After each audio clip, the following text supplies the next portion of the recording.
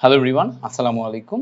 আমরা আমাদের ম্যারাথন ক্লাসের এই পর্যায়ে এসে হাজার ইউনাক স্যারের বই থেকে রাসায়নিক পরিবর্তন চ্যাপ্টারটা সমাধান করব। সো তোমরা খাতা কলম নিয়ে অবশ্যই বসে যাবে এবং পুরো চ্যাপ্টারটা বারবার সলিউশন করবা, যাতে প্রত্যেকটা এমসিকিউ তোমরা ধরে ধরে করো এবং প্র্যাকটিস করে করে পরীক্ষার হলে যাও। তাহলে যেটা হবে যে হুবহু এই এমসিকিউগুলো যখন পরীক্ষায় আসবে তখন তুমি পারবা। কেমন? সো আমরা এই পর্যায়ে দেখি আমাদের কি কি এমসিকিউ রাসায়নিক পরিবর্তনতে আছে। বলছে যে আন্তর্জাতিকভাবে রসায়নবিদ দ্বারা স্বীকৃত সবুজ রসায়নের মূলনীতি কয়টি? 12টি। সো আমরা যখন রিটেনের জন্য এগুলা পড়ি তখন এটা একটু জানা লাগে যে সবুজ রসায়নের মূলনীতি কি কি। সো 12টি আমরা এটা জানি। বলছে গ্রিন কেমিস্ট্রির 12টি নীতির মধ্যে কোনটি সঠিক নয়? যেমন বলছে অপশনগুলো দেখলে বুঝতে পারবা। বজ্র পদার্থ রোধকরণ, সর্বোত্তম ইকোনমি, দুর্ঘটনা প্রতিরোধ, শ্রমিকদের স্বাস্থ্যসেবা। সো এর ভিতরে শ্রমিকদের স্বাস্থ্যসেবা কিন্তু আমাদের রসায়ন নিয়ে কোনো কিছু না, তাই না?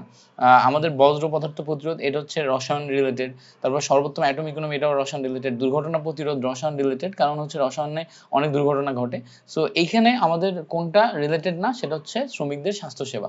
এবার বলছে যে বিক্রিয়ার হারের একক নিচের কোনটি? সো আমরা জানি বিক্রিয়ার হার C ইকুয়ালস টু আমাদের হচ্ছে ঘনমাত্রার পরিবর্তন dx ডিভাইডেড বাই dt।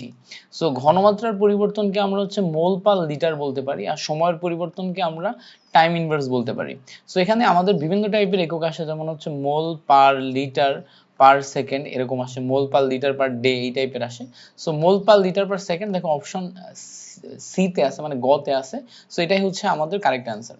এরপরে বলছে যে বিক্রিয়ার বেগ হ্রাসের জন্য কোন তথ্যটি সঠিক? সো বিক্রিয়ার বেগ হ্রাস মানে বিক্রিয়ার বেগ হচ্ছে আস্তে আস্তে হ্রাস পাচ্ছে, এটার জন্য কোন তথ্যটি সঠিক?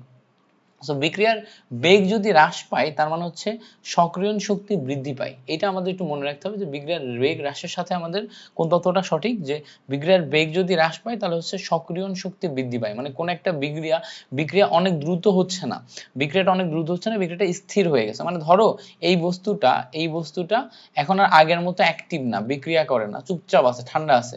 এখন এইটাকে যদি তোমার বিক্রিয়া করাইতে হয় তাহলে এটাকে প্রেসার দিয়ে একে অ্যাক্টিভ করতে হবে, আর অ্যাক্টিভ করাটাই হচ্ছে তার সক্রিয়ণ শক্তি। অর্থাৎ এটাকে অ্যাক্টিভ করার জন্য একটা বাইরে থেকে শক্তি দিতে হবে। তো যখনই বিক্রিয়ার বেগ হ্রাস পায় তখন বেগের সাথে সক্রিয়ণ শক্তি ব্যস্তানুপাতিক, সক্রিয়ণ শক্তি বৃদ্ধি পায়। এবার বলছে তাপমাত্রার সাথে বিক্রিয়ার হারের সম্পর্ক কিরূপ? তাপমাত্রার সাথে বিক্রিয়ার হারের সম্পর্ক। সো আমরা জানি যে তাপমাত্রার সাথে বিক্রিয়ার হারের সম্পর্ক হচ্ছে সমানুপাতিক। অর্থাৎ আমরা যদি কোনো একটি বিক্রিয়ার হার দেখি, ধরো বিক্রিয়ার হার হচ্ছে আর ইজ প্রপোর্শনাল টু হচ্ছে আমাদের টেম্পারেচার টি।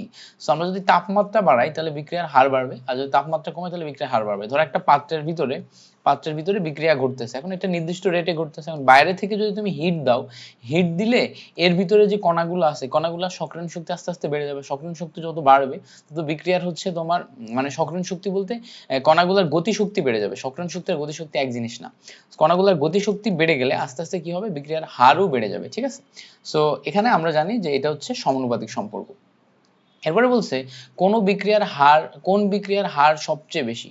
সেখানে অনেকগুলা বিক্রিয়া দেয়া আছে, এই বিক্রিয়াগুলোর ভিতরে কোনটার হার সবচেয়ে বেশি এটা আমাদের হচ্ছে আইডেন্টিফাই করতে হবে। সো ভালো করে দেখো, আমাদের ইউভি এর উপস্থিতিতে স্বতঃস্ফূর্তভাবে যে বিক্রিয়াটা ঘটতেছে, CH4 প্লাস হচ্ছে ক্লোরিন বিক্রিয়া করে CH3Cl প্লাস হচ্ছে HCl যেটা তৈরি করছে, এই বিক্রিয়ার হার আমাদের হচ্ছে সবচেয়ে বেশি। কেমন? এই বিক্রিয়ার হার সবচেয়ে বেশি। এটার এক্সাক্ট রিজনটা আমিও জানি না, মানে হচ্ছে যে আইডেন্টিফাই করতে পারি না, লেখাপড়া করছে এটা নিয়ে। সো এই বিক্রিয়ার হার সবচেয়ে বেশি, এটা বইয়ের এমসিকিউ যদি আসে এটা এখান থেকে পড়ে রাখবা, এটাই দাগাবা। এবার বলছে রাসায়নিক বিক্রিয়া কখন del H equals to del E হবে? মানে কোন একটা রাসায়নিক বিক্রিয়ায় কখন ডেল এইচ মানে হচ্ছে তাপের পরিবর্তন আর সক্রিয়ণ শক্তির পরিবর্তন সমান হবে। সো এটা আমাদের মনে রাখতে হবে যে যখন আমাদের আয়তন স্থির, হ্যাঁ, আয়তন যখন স্থির তখন del H equals to del E হয়। আয়তন যদি স্থির হয় তখন আমাদের তখন কি হয়, del H equals to del E হয়। এবার বলছে কোনটি সাম্য অবস্থার বৈশিষ্ট্য নয়? সো সাম্য অবস্থার বৈশিষ্ট্যের ভিতরে দেখো সাম্যের স্থায়িত্ব, এটা কি সাম্য অবস্থার বৈশিষ্ট্য? অবশ্যই সাম্যের স্থায়িত্ব সাম্য অবস্থার বৈশিষ্ট্য। তারপরে বিক্রিয়ার হার, এটাও সাম্য অবস্থার বৈশিষ্ট্য। এবার বলছে যে বিক্রিয়ার অসম্পূর্ণতা, এটাও কিন্তু সাম্য অবস্থার বৈশিষ্ট্য। এবার বলছে উভয় দিকের সুগম্যতা, এটা কি সাম্য অবস্থার বৈশিষ্ট্য? উভয় দিকের সুগম্যতা উভয়মুখী বিক্রিয়ার বৈশিষ্ট্য এবং তোমার হচ্ছে সাম্য অবস্থার বৈশিষ্ট্য কিন্তু এক জিনিস না। সো তোমরা একটু চিন্তা করো তো এর ভিতরে কোনটা হবে, যে সাম্য অবস্থার বৈশিষ্ট্য বলতে কোনটাকে বোঝানো হচ্ছে? সো এইদিকে হচ্ছে বিক্রিয়ার উভয় দিকে সুগম্যতা, যেটা এটা হচ্ছে সাম্য অবস্থার বৈশিষ্ট্য নয়, বাকি তিনটে হচ্ছে আমাদের সাম্য অবস্থার বৈশিষ্ট্য। সো খ হবে আমাদের রাইট অ্যান্সার। এবার বলছে নিচের কোনটি তাপ হারি বিক্রিয়া, অর্থাৎ যেই বিক্রিয়াটা ঘটানোর জন্য আমাদের বাইরে থেকে তাপ দিতে হয়। যেমন দেখো কার্বন প্লাস অক্সিজেনের যে বিক্রিয়া, কার্বন ডাইঅক্সাইড, এটা কিন্তু কার্বন ডাইঅক্সাইডের দহন, অর্থাৎ এখানে আমাদের এক্সট্রা তাপ উৎপন্ন হয়, তো আমাদের বাইরে থেকে তাপ দেওয়া লাগে না। এবার দেখো হাইড্রোজেন প্লাস অক্সিজেনের মাধ্যমে আমরা এটা পানি তৈরি করি, এটা একটা বিক্রিয়া, ঠিক আছে। আবার মিথেনের সাথে আমরা যখন অক্সিজেন দহন করি তখন কিন্তু কার্বন ডাইঅক্সাইড তৈরি হয়, তাহলে এটাও কিন্তু একটা দহন বিক্রিয়া। সো এটা দহন বিক্রিয়া, এটা দহন বিক্রিয়া, এগুলোতে তাপ তৈরি হয়। এবার দেখো নাইট্রোজেন প্লাস অক্সিজেন বিক্রিয়া করে নাইট্রোজেন অক্সাইড তৈরির যে বিক্রিয়া, এটাই বাইরে থেকে আমাদের হিট দেয়া লাগে, হিট দিয়ে তারপর এই বিক্রিয়াটা করাতে হয়। সো এইটাকে আমরা হচ্ছে এটাকে আমরা কি বলতে পারি? এটা হচ্ছে তাপহারী বিক্রিয়া বলতে পারি। নাইট্রোজেন প্লাস অক্সিজেন মিলে নাইট্রোজেন অক্সাইড, সো এটা হচ্ছে তাপহারী বিক্রিয়া। কেমন?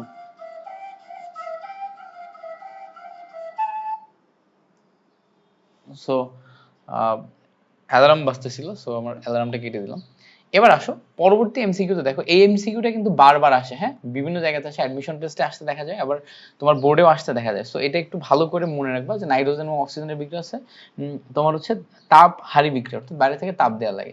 এবার বলছে কোনটি ঋণাত্মক প্রভাবক। দেখো এখানে nitrogen, sulphur dioxide, sulphur trioxide, glycerine, অনেকগুলা প্রভাবক আছে। এই প্রভাবকগুলোর ভিতরে কোনটি ঋণাত্মক প্রভাবক এটা আমাদের জানতে হবে। সো এর ভিতরে আমাদের ঋণাত্মক প্রভাবক হচ্ছে গ্লিসারিন। গ্লিসারিন হচ্ছে বিক্রিয়ার উপর যে প্রভাব বিস্তার করে সেটা হচ্ছে ঋণাত্মক প্রভাব, ঠিক আছে। সো ঋণাত্মক প্রভাবের যে ব্যাপারগুলা, এটা সম্পর্কে একটু ছোটখাটো লেখাপড়া করতে পারো। এরপরে আসো বলছে কোনটি প্রভাবক বিষ। প্রভাবক বিষ মানে হচ্ছে বিক্রিয়া থামিয়ে দেয়া।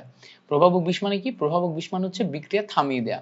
সো এই যে আর্সেনিক অক্সাইড যেটা আছে As2O3, এইটা হচ্ছে আমাদের প্রভাবক বিষ হিসেবে কাজ করে। যেমন দেখো আমরা একটা বিক্রিয়া জানি যে প্যালাডিয়াম প্যালাডিয়াম বেরিয়াম সালফেটের উপস্থিতিতে আমাদের ওই জারণ বিক্রিয়া থেমে যায়, এক স্টেপেই থেমে যায়, বা হাইড্রোজেন সংযোজন বিক্রিয়া থেমে যায়। সো প্যালাডিয়াম বেরিয়াম সালফেটও কিন্তু হচ্ছে প্রভাবক হিসেবে কাজ করে। সেম ভাবে As2O3 আর্সেনিক অক্সাইড যেটা, এটাও প্রভাবক বিষ হিসেবে কাজ করে। এরপরে বলছে Kw হলো মূলত কোনটি? Kw হচ্ছে পানির আয়নিক গুণফল, হ্যাঁ, পানির আয়নিক গুণফল যেটা, এটাকে আমরা Kw বলি।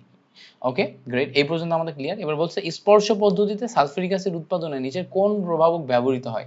সো স্পর্শ পদ্ধতিতে যখন আমরা সালফিউরিক অ্যাসিড তৈরি করি তখন আমরা ভ্যানাডিয়াম পেন্টঅক্সাইডকে তোমার হচ্ছে প্রভাবক হিসেবে ব্যবহার করি। সো এখান থেকে আমাদের উত্তর মনে রাখতে হবে যে ভ্যানাডিয়াম পেন্টঅক্সাইড V2O5, এটা হচ্ছে আমাদের রাইট আনসার, ঠিক আছে।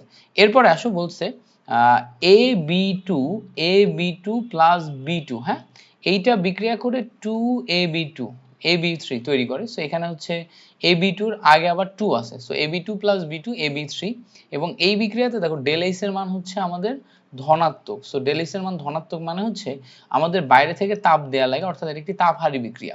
সো তাপহারী বিক্রিয়া হলে এই বিক্রিয়াতে সর্বোচ্চ উৎপাদের শর্ত কোনটি? সো তাপহারী বিক্রিয়া সর্বোচ্চ উৎপাদের শর্ত আমাদেরকে বের করতে হবে।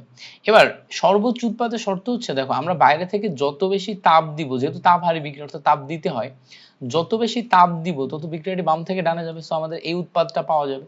সো আমাদের উচ্চ তাপমাত্রা হচ্ছে এই বিক্রিয়ার উৎপাদ বাড়ায়, সো উচ্চ তাপমাত্রা, এটা একটা ঠিক আছে।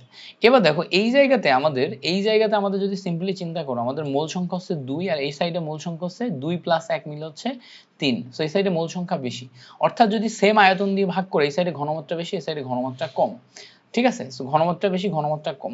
এবার তুমি যদি চাপ বাড়ালে আমাদের আয়তন কমে, সো এই সাইডে ঘনমাত্রা বেশি, এই সাইডে ঘনমাত্রা কমই হবে। সো এই জায়গায় উচ্চ তাপমাত্রা এবং উচ্চ চাপে, ঠিক আছে, উচ্চ তাপমাত্রা এবং উচ্চ চাপে আমাদের কিন্তু এই জায়গাতে তোমার কি কয় হচ্ছে উৎপাদের পরিমাণ আস্তে আস্তে বৃদ্ধি পাবে। কি, যখন আমরা তাপমাত্রা বাড়াবো, যেহেতু তাপহারী বিক্রিয়া আমাদের বাইরে থেকে তাপ দেয়া লাগে। সো তাপহারী বিক্রিয়া যেহেতু আমাদের বাইরে থেকে তাপ দেয়া লাগে, সো আমরা এখানে যখন উচ্চ তাপমাত্রা দিব এবং উচ্চ চাপ দিব তখন আমাদের উৎপাদের পরিমাণ কি হবে? বেড়ে যাবে, ঠিক আছে। সো এখানে আমাদের কারেক্ট আনসার কোনটা? কারেক্ট আনসার হচ্ছে অপশন এ। ওকে, এই পর্যন্ত আমাদের ক্লিয়ার। এরপরে আসো বলতেছে যে A2 প্লাস 3B2 বিক্রিয়া করে 2ab3 এটা তৈরি করে, a2 প্লাস 3b2 বিক্রিয়া করে 2ab3। এই বিক্রিয়ায় কেপি-কেসি সম্পর্ক কি? সো কেপি-কেসি সম্পর্ক হচ্ছে kp equals to kc into r to the power del n। এখন ডেল n এর ভ্যালুর উপর ডিপেন্ড করে কেপি-কেসি সম্পর্ক নির্ধারণ করে। এখন ডেল n কই থেকে পাবো আমরা? বিক্রিয়ার সমীকরণ থেকে পাবো। সো ডেল n মানে হচ্ছে উৎপাদের মোল সংখ্যার যোগফল মাইনাস বিক্রিয়কের মোল সংখ্যার যোগফল। এখন এই বিক্রিয়ায় উৎপাদের মোল সংখ্যা 2 মাইনাস বিক্রিয়কের মোল সংখ্যা কত বলতো? একটা আছে 3 আর একটা আছে 1, সো 4। সো 2 মাইনাস 4 এটা আসে হচ্ছে আমাদের মোল সংখ্যার পরিবর্তন। সো এখানে আসে হচ্ছে আমাদের -2, অর্থাৎ kp equals to kc into rt, টোটালটার পাওয়ার হচ্ছে -2। সো -2 হলে 1/rt, 1/rt হলে kc equals to kp into rt এটা আসে, kp equals to kc into rt। So kp equals to kc equals to kp into rt, kc equals to kp into rt যেটা পাচ্ছি আমরা, এইটা হচ্ছে আমাদের রাইট আনসার। সো rt তার আবার হোল স্কয়ার হবে তো, আচ্ছা এটা তার আবার হোল স্কয়ার হবে, এটা 1/rt স্কয়ার ছিল, সো 1 হোল স্কয়ার হবে। সো এখান থেকে আমরা অপশন এ পাবো হচ্ছে correct answer.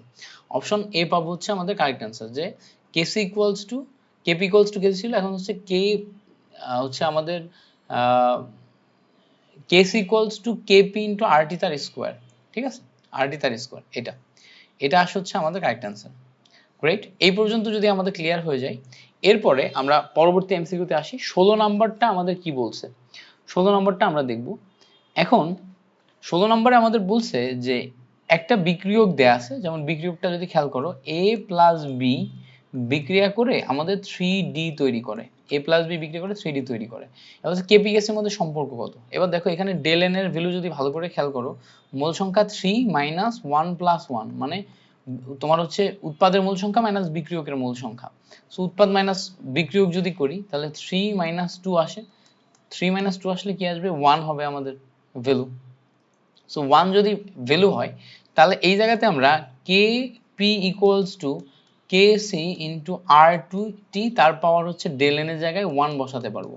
So kp equals to kc into rt এটা আসবে। সো এখান থেকে আমাদের অপশন কি আসবে? 16 এর ভ্যালু আসবে হচ্ছে আমাদের গ। 16 এর ভ্যালু কোনটা আসবে? গ আসবে। গ্রেট, এ পর্যন্ত ক্লিয়ার। এবার বলছে দেখো নাইট্রোজেন প্লাস 3 হাইড্রোজেন মিলে 2 অ্যামোনিয়া তৈরি করলে kp kc সম্পর্ক কত? So kp equals to kc into rt তার পাওয়ার ডেল n। এবার ডেল n এর ভ্যালুর ক্ষেত্রে আমাদের এখানে যে বিক্রিয়াটা দিছে, এই বিক্রিয়ায় দেখো 2 মোল অ্যামোনিয়া, সো উৎপাদ 2 মোল মাইনাস বিক্রিয়ক 1 প্লাস 3, সো সব মিলায় আসে হচ্ছে -2। তার মানে kc ইনটু rt টোটালটার পাওয়ার হচ্ছে -2, -2 এই সাইডে এসে গুণ হলে kc equals to kp into rt তার হোল স্কয়ার, এইটা আসে হচ্ছে value. So kc equals to kp into rt তার হোল স্কয়ার। সো এটা আমাদের অপশনে কোথায় আছে একটু দেখার চেষ্টা করি। kc equals to kp equals to kc, so উৎপাদ মাইনাস বিক্রিয়ক 2 minus 2 minus 2 kc equals two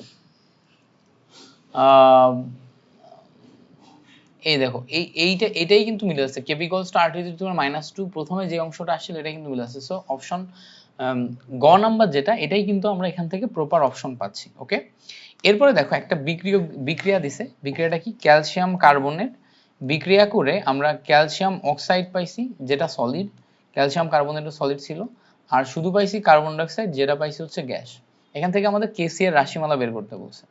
কেসি এর রাশিমালা যদি বের করি তাহলে সিম্পল জিনিসটা দেখো, উপরে যায় হচ্ছে উৎপাদের ঘনমাত্রা, উৎপাদের ঘনমাত্রা মানে হচ্ছে ক্যালসিয়াম অক্সাইড উৎপাদ তার ঘনমাত্রা ইনটু কার্বন ডাই অক্সাইডের ঘনমাত্রা, নিচে যায় হচ্ছে আমাদের বিক্রিয়কের ঘনমাত্রা, যেমন ক্যালসিয়াম কার্বনেট বিক্রিয়ক এটার ঘনমাত্রা। এখন আমরা জানি যে কোথাও যদি আমরা সলিড বা পিওর বা বিশুদ্ধ এরকম লেখা পাই তাহলে তার ঘনমাত্রাকে 1 ধরা যায়। ঘনমাত্রাকে যদি 1 ধরি তাহলে এই অংশটার ঘনমাত্রা 1, এই অংশটার ঘনমাত্রা 1। সো শুধুমাত্র কার্বন ডাই অক্সাইডের যে ঘনমাত্রা এইটা হবে হচ্ছে আমাদের কেসি এর ভ্যালু। সো কেসি এর ভ্যালু পাবো শুধুমাত্র কার্বন ডাই অক্সাইডের ঘনমাত্রা, মানে হচ্ছে অপশন সি। সো মাথায় রাখবা, যখনই আমাদের সলিড কোনো কিছু পাবো বা বিশুদ্ধ বা লিকুইড কোনো কিছু পাবো, পিওর কোনো কিছু পাবো, তখন সেটা ঘনমাত্রাকে 1 ধরতে হবে। এবারটা দেখো পরবর্তী এমসিকিউ বলছে যে COCl2 এইটাকে যদি আমরা বিক্রিয়া করাই ক্যালসিয়াম অক্সাইড প্লাস ক্লোরিন তৈরি হয়। বিক্রিয়াটিতে কেপি এর একক বের করতে বলছে। তো আমরা জানি কেপি এর একক মানে হচ্ছে কেপি এর একক মানে হচ্ছে চাপের একক, চাপের একক অ্যাটমসফিয়ার, অ্যাটমসফিয়ার তার পাওয়ার হচ্ছে ডেল এন। অ্যাটমসফিয়ারের পাওয়ার যদি ডেল এন হয় তাহলে অ্যাটমসফিয়ার লিখে নিলাম, ডেল এন মানে হচ্ছে উৎপাদের মোল সংখ্যা, উৎপাদ দেখো মোল সংখ্যা 1 প্লাস 1, 1 প্লাস 1 মাইনাস বিক্রিয়কের মোল সংখ্যা, বিক্রিয়কের মোল সংখ্যা দেখো 1, তাই না? সো আমাদের 1 প্লাস 1 মাইনাস 1 মানে হচ্ছে 2 থেকে 1 বাদ দিলে 2 থাকে। সো আমাদের এখানে বিক্রিয়কের যেই তোমার হয় একক হয়, এককটা কিন্তু শুধুমাত্র অ্যাটমসফিয়ার হয়, শুধুমাত্র কি হয় অ্যাটমসফিয়ার হয়। সো এখানে যেহেতু শুধু অ্যাটমসফিয়ার হয় সেটা আমাদের অপশন নাই। সো এই জায়গাতে স্পেসিফিক ভাবে এই বিক্রিয়ার জন্য আমাদের কিন্তু আমরা অপশন পাচ্ছি না, ঠিক আছে? এই বিক্রিয়ার জন্য আমাদের অপশন আমরা পাচ্ছি না। সো এইটার তোমার কোনো উত্তর নাই, ব্ল্যাঙ্ক হবে, কেমন? এটার কোনো উত্তর নাই, ব্ল্যাঙ্ক হবে। ওকে, একক উত্তর নাই, ব্ল্যাঙ্ক হবে। আবার দেখো কেপিকেসির একটা কনসেপ্ট আছে যে কেপিকেসির কোনো একক নাই, হ্যাঁ, কেপিকেসির একটা কনসেপ্ট আছে যে কেপিকেসির কোনো একক নাই। সো এই জায়গাতে এককবিহীন অ্যান্সারটাও কিন্তু দাগানো যায়, যেহেতু একক মিলতেছে না। হ্যাঁ, যেহেতু একক মিলতেছে না এই জন্য কেপিকেসির একক তোমার হচ্ছে এককবিহীনও লেখা যায়, কিন্তু মোল সংখ্যার উপরে কিন্তু ডিপেন্ড করে। যদি শুধু বলে যে কেপি এর একক কি, এককবিহীন, কেসির একক এককবিহীন, কিন্তু বিক্রিয়া দিলে বিক্রিয়া অনুসারে কিন্তু কেপিকেসির একক চেঞ্জ হয়ে যায়। সো সেই জিনিসটাও মাথায় রাখবা। এবারটা দেখো আমাদের এখানে একটা বিক্রিয়া দিছে, বলছে নাইট্রোজেন এবং 3 হাইড্রোজেন বিক্রিয়া করে আমাদের 2 মোল অ্যামোনিয়া তৈরি করে। এই বিক্রিয়ায় সাম্যধ্রুবক K1। তো এই বিক্রিয়ার জন্য সাম্যধ্রুবক কি K1। এবার এই বিক্রিয়ার সাম্যধ্রুবক যদি K1 হয় তাহলে নিম্নের সমীকরণের সাম্যধ্রুবক কত? যেমন বলছে দেখো নাইট্রোজেনের সামনে হাফ দিছে প্লাস 3/2 হাইড্রোজেন দিছে প্লাস এইটা বিক্রিয়া করে কি অ্যামোনিয়া তৈরি করছে। সো দেখেই বোঝা যাচ্ছে এখানে শুধু নাইট্রোজেন ছিল, এখানে হাফ নাইট্রোজেন দিছে, মানে কি টোটাল বিক্রিয়ার সাথে হাফ গুণ করছে। তো যদি টোটাল বিক্রিয়ার সাথে হাফ গুণ করে এবং নতুন সম্পর্ক, নতুন সাম্যধ্রুবক K2 হয়, তাহলে আগের সাম্যধ্রুবক K1 এর বিক্রিয়াতে যেহেতু একটা সংখ্যা গুণ করছি, যেই সংখ্যা গুণ করি ওইটা সাম্যধ্রুবকের পাওয়ারে যায়, যেই সংখ্যা গুণ করি ওটা সাম্যধ্রুবকের পাওয়ারে যায়। যেহেতু আমরা হাফ গুণ করছি তাহলে হাফ সাম্যধ্রুবকের পাওয়ারে যাবে। সো √K1 হবে। সো K2 = √K1, এটা হচ্ছে রিলেশনশিপ। সবসময় মনে রাখবা যে যদি আমাদের বিক্রিয়ার দিক পরিবর্তন হয়ে যায়, যেমন কেপি হচ্ছে প্রথম বিক্রিয়ার একক, আর পরের বিক্রিয়া যদি কেপি প্রাইম হয় এবং বিক্রিয়া যদি দিক পরিবর্তন করে তাহলে কেপি = 1/কেপি প্রাইম এরকম হয়, একটা আরেকটা রেসিপ্রোকাল। আর যেই সংখ্যা দিয়ে আমরা গুণ করি সেই সংখ্যাটা উপরে পাওয়ারে যায়। বেসিকটা আরেকবার একটু দেখাইলে বুঝতে পারবা। ধরো এ প্লাস বি বিক্রিয়া করে সি তৈরি হয়েছে, এই বিক্রিয়ার সাম্যধ্রুবক কেপি। এখন যদি সি বিক্রিয়া করে এ প্লাস বি তৈরি হয়, অর্থাৎ বিক্রিয়ার দিক পরিবর্তন করলো, এই বিক্রিয়ার সাম্যধ্রুবক হচ্ছে 1/কেপি, মানে একটা আরেকটা রেসিপ্রোকাল। এখন যদি এই বিক্রিয়াতে আমাদের একটা সংখ্যা গুণ হয়, যেমন NC = NA আর NB, অর্থাৎ টোটাল সবগুলা সামনে একটা N দিয়ে গুণ হয়েছে, তখন ওই যে সাম্যধ্রুবক আমাদের আছে টোটালটার পাওয়ারে N যাবে। অর্থাৎ যেই সংখ্যা দিয়ে বিক্রিয়ায় গুণ হয় ওই সংখ্যা দিয়ে গুণ, ওই সংখ্যাটা হচ্ছে সাম্যধ্রুবকের পাওয়ারে যায়, কেমন? সো এই দুইটা বেসিক আমাদের জানতে হবে। এই দুইটা বেসিক থেকে আমাদের অ্যাডমিশনে অনেক কোশ্চেন আসে। এবার বলছে 2 মোল সালফার ডাইঅক্সাইড, 2 মোল SO2 sulphur dioxide plus oxygen বিক্রিয়া করে 2 মোল সালফার ট্রাইঅক্সাইড তৈরি করে এবং 44.8 কিলোজুল তাপ উৎপন্ন করে, 44.8 কিলো ক্যালোরি তাপ উৎপন্ন করে। সো এটা একটা তাপ উৎপাদী বিক্রিয়া। এই বিক্রিয়াটির তাপমাত্রা বাড়ালে কিরূপ পরিবর্তন ঘটবে এটা আমাদের জিজ্ঞেস করছে। বিক্রিয়াটির তাপমাত্রা যদি আমরা বাড়াই তাহলে দেখো এটা একটা অলরেডি তাপ উৎপাদী বিক্রিয়া। তাপ উৎপাদী বিক্রিয়ার ক্ষেত্রে কি হয় যে অটোমেটিক সে তাপ তৈরি করে। সো অটোমেটিক বিক্রিয়াটির ক্ষেত্রে কোনো তাপ না দিলেই সেই দিক থেকে ওইদিকে তাপ যে তৈরি করবে। এখন যদি তুমি এখানে আরো তাপমাত্রা বাড়াও তাহলে বাইরে থেকে আরো তাপমাত্রা দিচ্ছি না। তো তাপমাত্রা বাড়াইলে যেটা হবে যে ওই দিক থেকে বিক্রিয়া এদিকে আসবে, অর্থাৎ যেদিকে যাওয়ার কথা ছিল তার উল্টা দিকে হয়ে যাবে।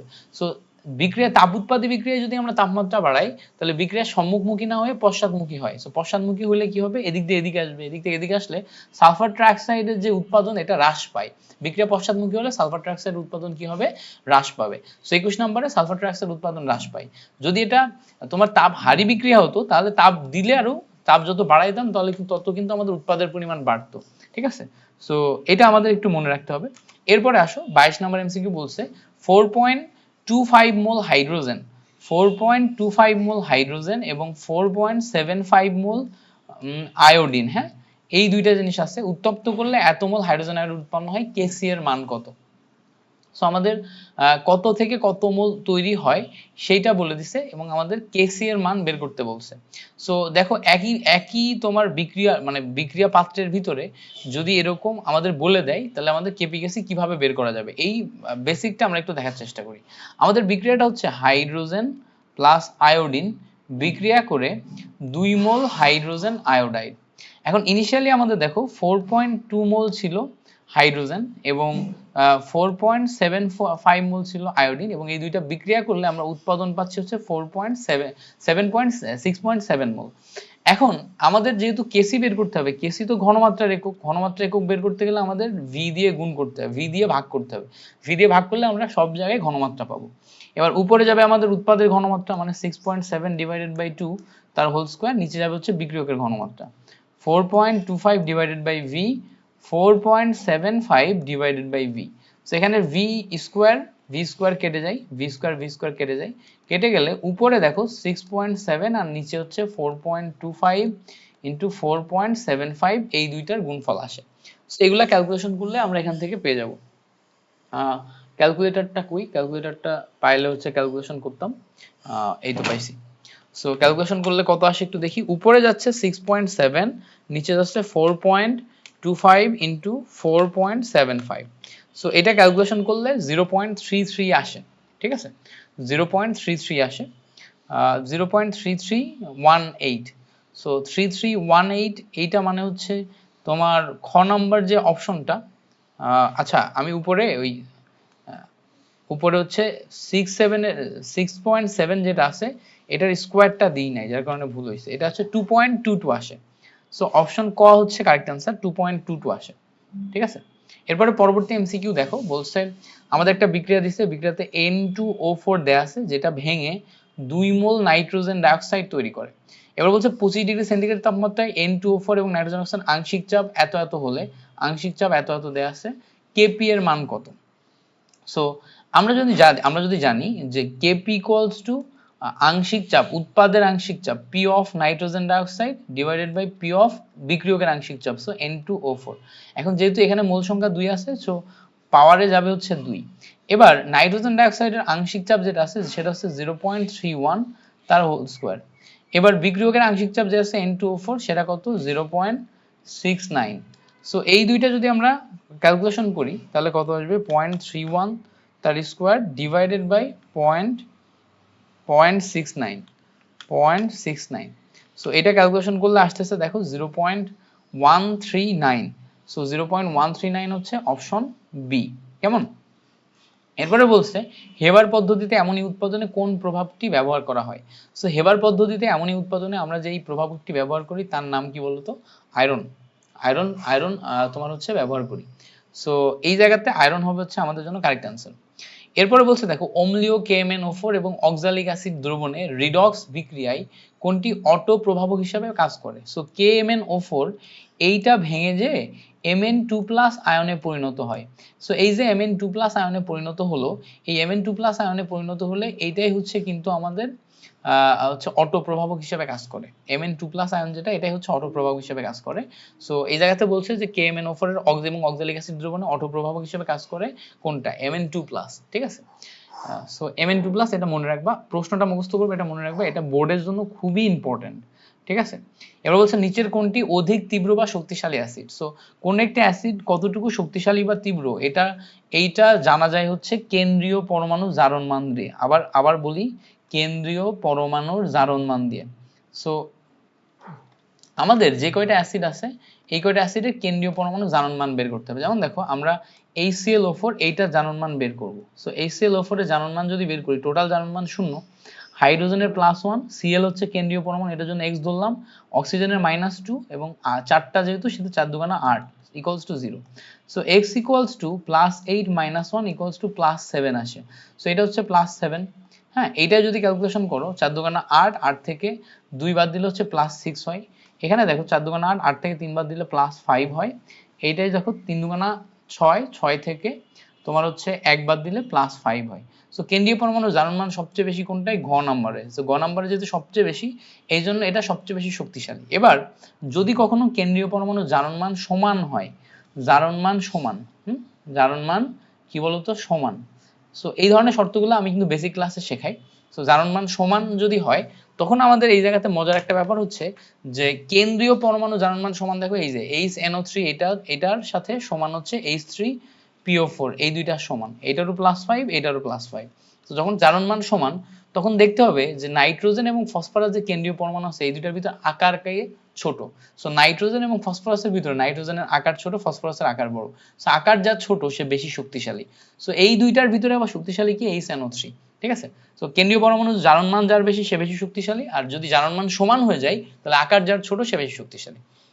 এবার বলছে কোনটি দুর্বলতম অ্যাসিড, নিচেরটা বলছে, তাহলে যার জারণ মান সবচেয়ে কম সে দুর্বলতম অ্যাসিড। যেমন দেখো এইটা জারণ মান হচ্ছে +7, এইটা জারণ মান হচ্ছে HNO3 +5, এইটা জারণ মান হচ্ছে 4 দুগুণা 8, 8 এর সাথে 2 বার দিলে +6, এইটা জারণ মান কত বলতো 4 দুগুণা 8, 8 এর থেকে 4 দুগুণা 8, 8 এর থেকে 1 বাদ দিলে +7। সো 7 7 দুইটা আছে। সো সবচেয়ে কম জারণ মান হচ্ছে HNO3। সো HNO3 এর জারণ মান যেহেতু সবচেয়ে কম, এইটা সবচেয়ে দুর্বলতম অ্যাসিড, ঠিক আছে। এবার বলছে দেখো কোনটি অনুবন্ধী অম্ল যুগল। অনুবন্ধী অম্ল যুগল মানে, অনুবন্ধী অম্ল যুগল মানে হচ্ছে অম্লক্ষার যুগল। মানে অনুবন্ধী অম্লক্ষার যুগল, এটার ব্যাপারটা কি যে একজন ছাড়ে আরেকজন হচ্ছে গ্রহণ করে। সো সিম্পলি জিনিস দেখো এই জায়গাতে এই হাইড্রোনিয়াম আয়ন যে অংশটা আছে অনুবন্ধী অম্লক্ষার যুগলে, ভালো করে খেয়াল করো, হাইড্রোনিয়াম আয়ন যে অংশটা আছে আর পানি যে অংশটা আছে, এই জায়গাতে চিন্তা করো প্রথমে এইটার হাইড্রোনিয়াম আয়ন ছিল, সে হাইড্রোনিয়াম আয়ন একটা হাইড্রোজেন ছেড়ে দিয়ে একে দিয়ে দিল, তাহলে এ হাইড্রোনিয়াম আয়ন হলো আর এ পানি হইছে। সো যে অ্যাকসেপ্ট করছে সে কিন্তু বেজ হলে সে অনুবন্ধী অম্ল, আর যে ডোনেট করছে সে কিন্তু অ্যাসিড, ঠিক আছে। সো এইভাবে কিন্তু অনুবন্ধী অম্লক্ষার চিন্তা করা যায় যে একজন ছাড়তে পারে আর একজন গ্রহণ করতে পারে।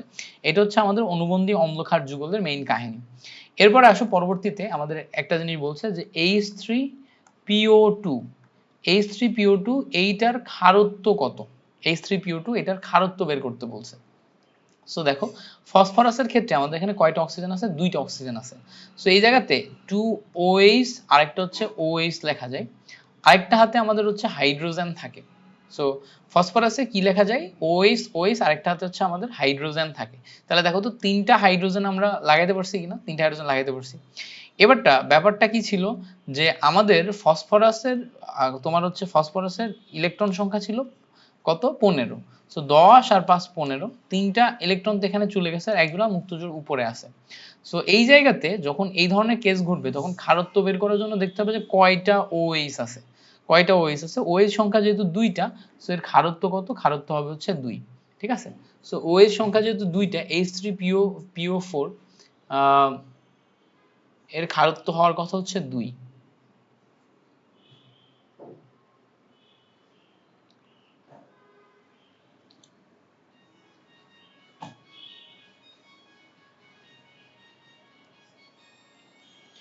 তারপরে আমি যেটা তোমাকে পড়াইলাম এটা একটু ক্রস চেক করে নিই, আমি একটু দেখি, দাঁড়াও।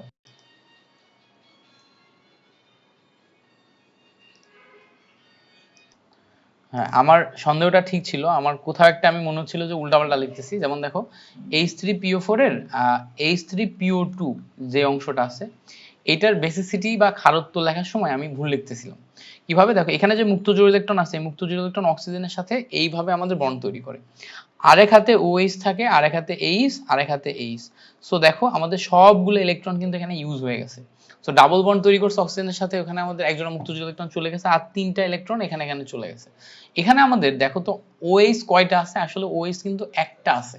সো OH যেহেতু একটা আছে এইজন্য এখানে আমাদের বেসিসিটি কত 1। এখন যদি আমাদের H3PO3 থাকতো তখন আমরা কি করতাম, দেখো ফসফরাস নিতাম, একটা ডাবল বন্ড ও চলে গেল।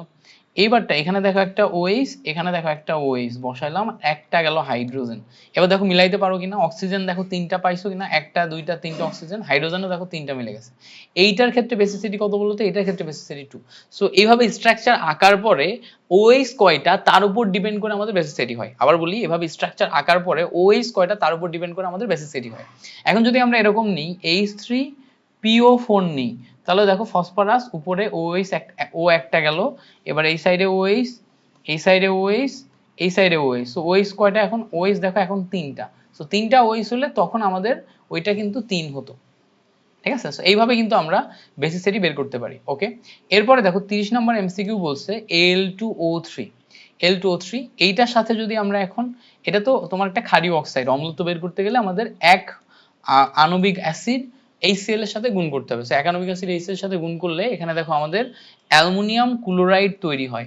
সো অ্যালুমিনিয়াম ক্লোরাইড তৈরি হওয়া এর মানে কি, দেখো এখানে অ্যালুমিনিয়াম সংখ্যা কয়টা, দুইটা, আর এখানে অ্যালুমিনিয়াম সংখ্যা কয়টা, একটা। সো এই অ্যালুমিনিয়াম দুইটা, এখানে একটা, এখানে HCl দেখো কয়টা আছে, HCl কয়টা আছে, এখানে একটা, এখানে দেখো তিনটা।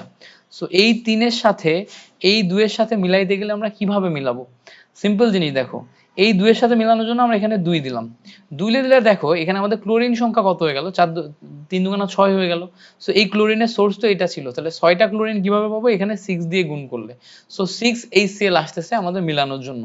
এই যে 6HCl আসছে, তার মানে আমাদের এখানে কত বলতো, অম্লত্ব কত, 6, অর্থাৎ এক মোল Al2O3 6 মোল অ্যালুমিনিয়াম, 1 মোল Al2O3 6 মোল HCl কে প্রশমিত করতে পারে, বা হচ্ছে তোমার হচ্ছে পূর্ণ প্রশমন করতে পারে। এই জন্য এখানে আমাদের বেসিসিটি কত, 6, বা অম্লত্ব কত, সেটা হচ্ছে 6। এবার বলছে NH3 এইটার অনুবন্ধী অম্ল কোনটি, অনুবন্ধী অম্ল, অম্ল মানে কি, অনুবন্ধী হওয়ার পর সে অ্যাসিড হিসেবে কাজ করবে, ভালো করে বুঝবা। NH3 এই অবস্থায় আছে।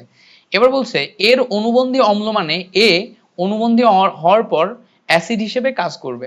সো এ অ্যাসিড হিসেবে যদি কাজ করে, এর অনুবন্ধী কেউ যদি অ্যাসিড হিসেবে কাজ করে, তার মানে সে এখন যে অবস্থায় আছে, সে অবস্থা থেকে একটা হাইড্রোজেন ছাড়তে পারবে। সো NH4+ এই অবস্থায় থাকলে সে কি করতে পারে, ছাড়তে পারে। ঠিক আছে, NH4+ সে এই অবস্থায় থাকলে ছাড়তে পারে। সো এর অনুবন্ধী অম্ল তাহলে কি হবে, NH4+ হবে, যেহেতু সে তোমার হচ্ছে অম্ল অবস্থায় বা ছাড়তে পারার ক্ষমতায় আছে। কেমন, তাহলে আমরা বুঝতে পারলাম NH4+। সো এই কথার দিকে খেয়াল করেই কিন্তু এইগুলা ট্রিক। যেমন দেখো বলছে SO4- এটা থেকে কিন্তু অ্যাসিডও বানানো যায়, বেজও বানানো যায়। এর অনুবন্ধী অ্যাসিড বের করতে বলছে। দেখো এর অনুবন্ধী অ্যাসিড মানে কি, এইটা থেকে যেটা তৈরি করব সেটা তৈরি হওয়ার পর তোমার হচ্ছে অ্যাসিড অবস্থায় থাকবে। ধরো এটা থেকে আমরা এখন SO4- তৈরি করলাম, এটা কি অ্যাসিড হিসেবে কাজ করছে না, এই কিন্তু অ্যাকসেপ্ট করতে পারে। কিন্তু এইটা থেকেই যদি আমরা এমন তৈরি করি H2SO4, সে কিন্তু একটা হাইড্রোজেন ছাড়তে পারে, ছাড়তে পারলে সে অ্যাসিড, অর্থাৎ এইটাই কিন্তু সে আমার অনুবন্ধী অ্যাসিড। তাহলে এইটার অনুবন্ধী অ্যাসিড আমরা কি পাবো, H2SO4 পাবো। ঠিক আছে, সো 33 নম্বরের অ্যান্সার হবে কি, H2SO4 অনুবন্ধী অ্যাসিড। এবার ঠিক পরেরটাই বলছে, এই উপরেরটা দেখাইতে হবে তো, H2SO4 কই, এই যে ক নাম্বার H2SO4। সো পরেরটা দেখো, পরেরটা যেটা 33 নাম্বার আবার বলছে HSO4 এরই আবার অনুবন্ধী ক্ষার, তাহলে ক্ষার হিসেবে কাজ করবে মানে কি, সে অ্যাকসেপ্ট করতে পারবে। সো এখন এইটা থেকে যদি আমরা একটা হাইড্রোজেন আরো এক্সট্রা বাইরে থেকে নিয়ে H2SO4 এ যাই, তাহলে তো এর হাইড্রোজেন অ্যাকসেপ্ট করতে পারে না। কিন্তু এটা থেকে যদি SO4- এ যাই, এ দেখো হাইড্রোজেন অ্যাকসেপ্ট করতে পারে, তাহলে এটাই কিন্তু অনুবন্ধী ক্ষার আমার। ঠিক আছে, সো SO4- এটা হচ্ছে আমার অনুবন্ধী ক্ষার। এবার বলছে যে নিচের কোনটি উভধর্মী, উভধর্মী মানে সে অ্যাকসেপ্টও করতে পারে, ডোনেটও করতে পারে। সো এইটা দেখো HCO3- সে একটা ডোনেট করলে CO3 2- H+ হয়ে যায়।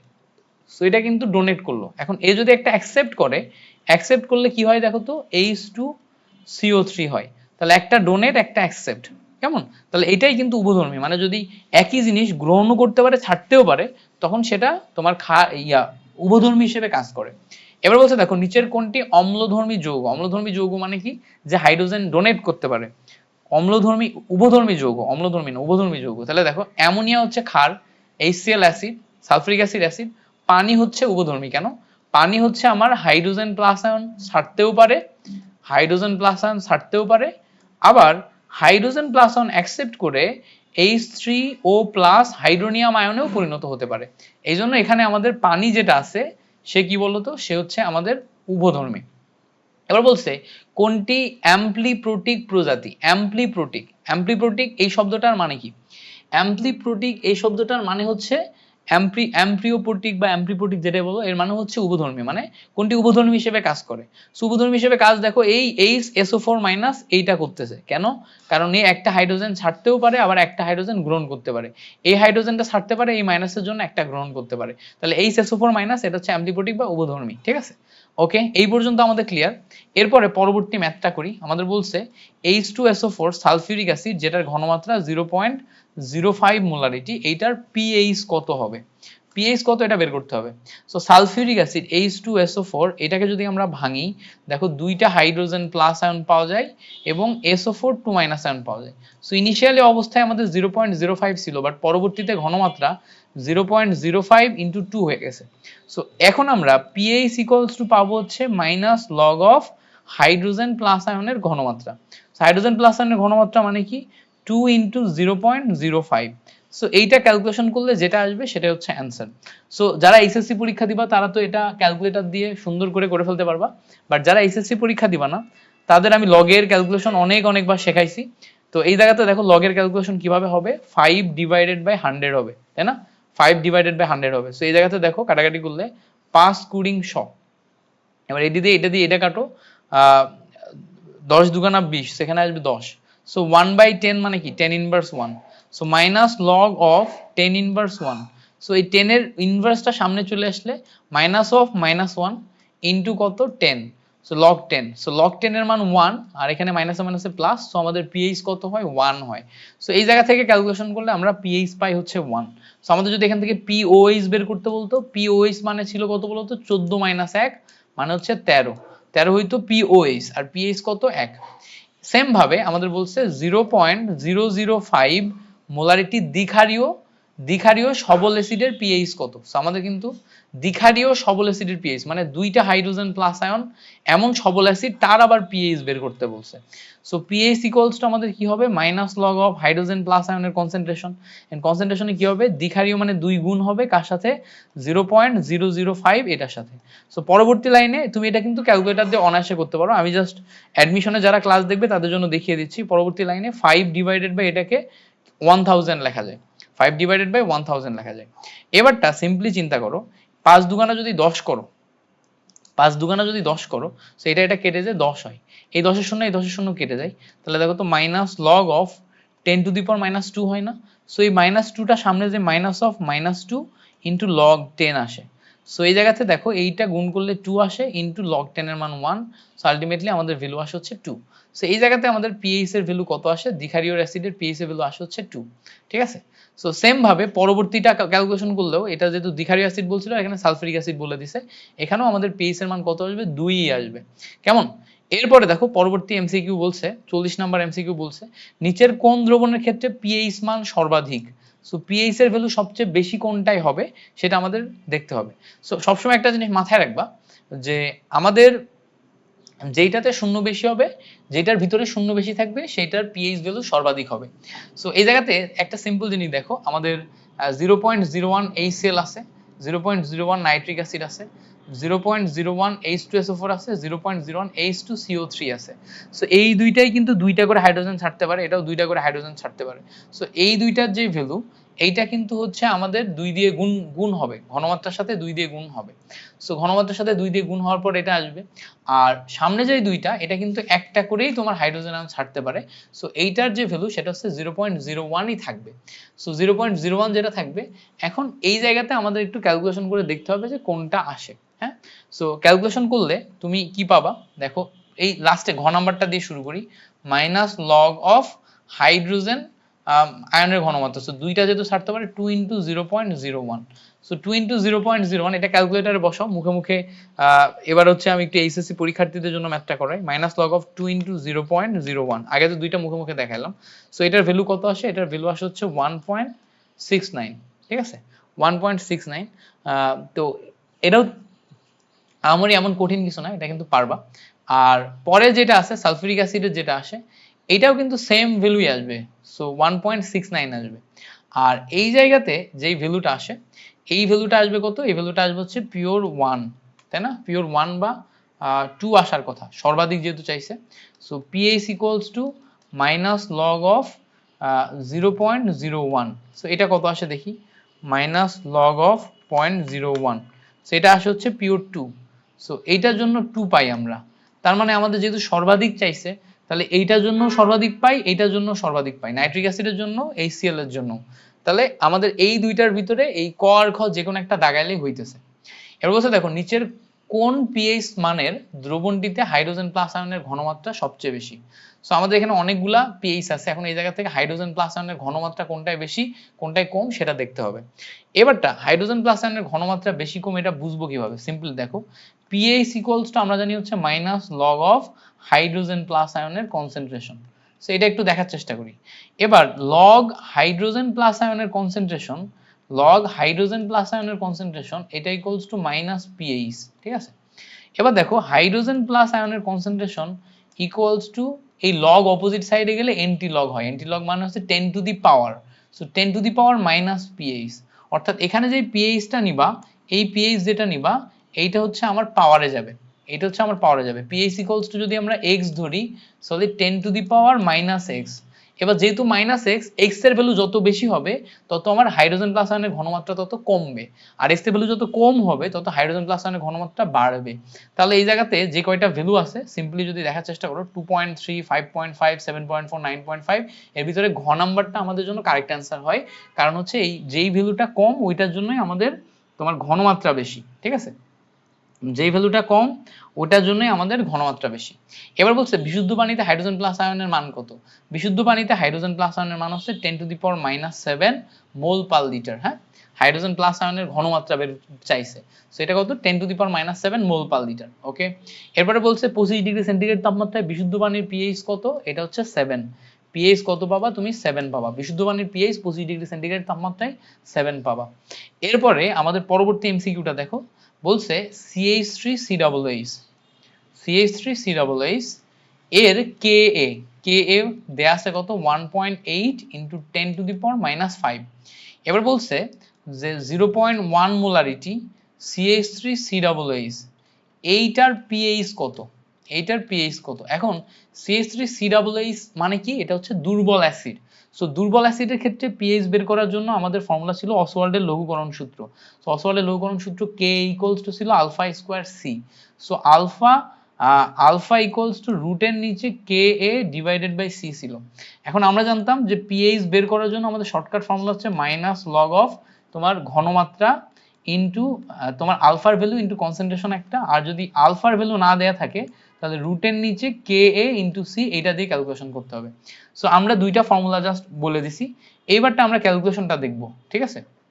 তাহলে পিএইচ বের করার জন্য আমরা মাইনাস লগ নিলাম, রুটের নিচে আমরা KA ইনটু সি নিব। এখন K এর ভ্যালু কত দেয়া আছে দেখো, K এর ভ্যালু দেখো দেয়া আছে 1.8 into 10 to the power minus 5, আর সি এর ভ্যালু দেখো দেয়া আছে হচ্ছে 0.1, 0.1 মানে হচ্ছে 1/10। সো এখান থেকে যদি তুমি ক্যালকুলেশন করো ভালো করে খেয়াল করলে দেখবা কত আসে, মাইনাস লগ এটা আসে। এবার রুটের নিচে দেখো 1.8 একটা ভ্যালু আছে, আর একটা ভ্যালু পাচ্ছ 10 to the power minus 6। So 1.8 ভ্যালুটা এটা কিন্তু হচ্ছে 1.8 কে রুট করলে এটা কত আসে, 1.8 কে রুট করলে কত আসে, সিম্পলি একটু বোঝার চেষ্টা করি। 1.8 কে রুট করলে 0.45 এই টাইপের একটা ভ্যালু আসে। সো মাইনাস লগ অফ এখানে যদি 0.45 এরকম ভ্যালু আসে, 45 কেন বললাম, কারণ 16 কে রুট করলে 4 আসে, এই 4 থেকে বেশি, ঠিক আছে। আর এই জায়গাতে ক্যালকুলেশন করলে 10 টু দি পাওয়ার মাইনাস 3 আসে, কারণ এই রুট মানে তো হাফ, সো 6 ডিভাইডেড বাই 2 হয়, 10 টু দি পাওয়ার মাইনাস 3 আসে। সো এখানে যদি আরো ভালো করে ক্যালকুলেশন করো তাহলে মাইনাস লগ অফ, এটা কিন্তু মুখে মুখে ক্যালকুলেশনটা দেখাচ্ছি, যাদের হচ্ছে ক্যালকুলেটর আছে তারা একবারেই করে ফেলতে পারো ক্যালকুলেটরে বসিয়ে। সো মাইনাস লগ অফ রুটের নিচে কি আসবে, রুটের নিচে আসবে হচ্ছে আমাদের 4, রুটের নিচে না, এখানে আমাদের আসবে হচ্ছে minus log of 4 into 10 to the power minus 4। So calculation করলে 4 সামনে আসে, মাইনাস লগ 4 এর মান 0.6, সো এখান থেকে ভ্যালু আসে হচ্ছে 3.4 এর কাছাকাছি। তো 3.4 এর কাছাকাছি দেখো একটা অপশন আছে 3.37, এটা মুখে মুখে ক্যালকুলেশন করার ট্রিক, তুমি ক্যালকুলেটরে একবারে বসাই দিলেও তো চলে আসে। সো আমি তোমাকে জাস্ট দেখাই দিলাম, কেমন। এরপরে বলছে যে দুটি অম্লীয় দ্রবণের পিএইচ যথাক্রমে 3 এবং 6 হলে দ্রবণ দুটি দ্বিতীয় অপেক্ষা কত গুণ হবে। সো দেখো একটা অম্লীয় দ্রবণের পিএইচ 3 আর একটার পিএইচ হচ্ছে 6, সো একটা আরেকটা অপেক্ষা কত গুণ বেশি হবে। সো ভালো করে বুঝবা, পিএইচ ইকুয়ালস টু যখন হচ্ছে আমাদের 3, তখন হাইড্রোজেন প্লাস আয়নের যে কনসেন্ট্রেশন, দ্রবণটির ঘনমাত্রা একটা কত গুণ অম্লীয় সেটা হচ্ছে 10 টু দি পাওয়ার মাইনাস 3। আর যখন পিএইচ ইকুয়ালস টু 6, তখন হাইড্রোজেন প্লাস আয়নের যে কনসেন্ট্রেশন সেটা হচ্ছে 10⁻⁻6। সো এখন যদি একটা দিয়ে আরেকটাকে আমরা ভাগ করি, সো 10⁻³ ডিভাইডেড বাই 10⁻6 করি, তাহলে দেখো 1000 গুণ বেশি হয়, কারণ 10⁶ উপরে যায়, 1000 গুণ বেশি হয়। তো 45 নম্বর এমসিকিউ এর রাইট অ্যান্সার কি? 1000 গুণ। হ্যাঁ, সো এইটা কিন্তু আমাদের হাইড্রোজেন প্লাস আয়নের কনসেন্ট্রেশন এই ফরম্যাটে না এনে হয় না। আমি একটু আগেই দেখাইছি হাইড্রোজেন প্লাস আয়নের কনসেন্ট্রেশন ইকুয়ালস টু 10⁻⁻pH, সরাসরি pH এর ভ্যালু বসানো যায়। ঠিক আছে, শর্টকাট দেখাইলাম। এবার বলছে দেখো 0.1 মোলারিটি HCl, এইটার pH বের করো, POH বের করো। এখন দেখো HCl থেকে তো হাইড্রোজেন প্লাস আয়ন পাওয়া যায়, এইটা থেকে pH পাওয়া যায়। সো pH মানে কি? Minus log of hydrogen plus আয়নের ঘনমাত্রা 0.1। সো এই জায়গা থেকে কিন্তু আমরা pH এর ভ্যালু 1 পাই। এখন pH এর ভ্যালু 1 মানে pH প্লাস POH দুইটা মিলে হচ্ছে আমাদের ভ্যালু কত? 14। সো সেই জায়গা থেকে POH পাবো হচ্ছে আমরা 14 - 1 মানে কত? 13। সো এই জায়গা থেকে আমরা ভ্যালু পাচ্ছি কত? 13। ঠিক আছে, এরপরে খুবই ইম্পর্টেন্ট এমসিকিউ 47 নম্বর এমসিকিউ বলছে 12.5% সোডিয়াম হাইড্রোক্সাইড, এইটা যদি তুমি নাও 12.5% সোডিয়াম হাইড্রোক্সাইড, এইটার পিএইচ কত? সো পার্সেন্টেজ দেয়া থাকলে আমরা যদি যাই, আমরা যদি পার্সেন্টেজ পাই, তখন আমাদের পার্সেন্টেজ থেকে ঘনমাত্রায় বের করার ফর্মুলা হচ্ছে এ তোমার হচ্ছে S ইকুয়ালস টু ঘনমাত্রা S equals to 10x divided by m।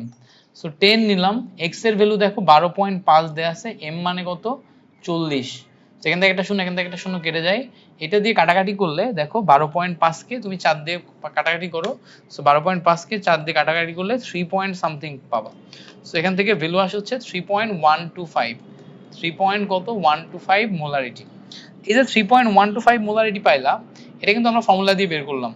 এবারটা দেখো POH ইকুয়ালস টু তুমি কত পাবা? মাইনাস লগ অফ হাইড্রোজেন আয়নের কনসেন্ট্রেশন, সো 3.125, OH আয়নের concentration, so 3.125, so minus log 3.125, এইটার ভ্যালু আসে হচ্ছে, এটার ভ্যালু আসে হচ্ছে কত? মাইনাস 0.494, 3.125 হলে 0.494।